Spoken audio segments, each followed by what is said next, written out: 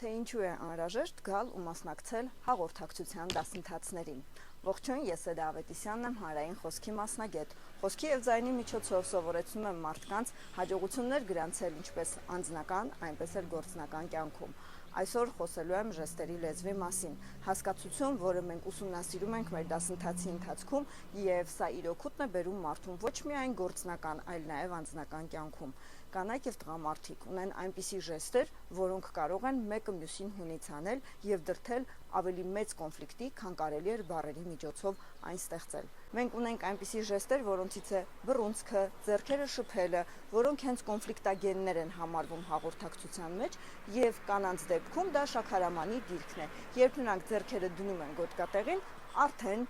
դիմացինը հասկանում է, որ լուրջ վեճ է սպասվում նրանց։ Բազմաթիվ են այդ օրինակները, որոնք մենք ուսումնասիրում ենք դասընթացի ընթացքում։ Եթե ցանկանում ես, որպեսզի բաց չթողես ամառային խմբային դասընթացի ընդգրկման փուլը, ուրեմն ժամանակն է դրելու անձնական նամակ կամ զանգահարելու նշված հեռախոսահամարին։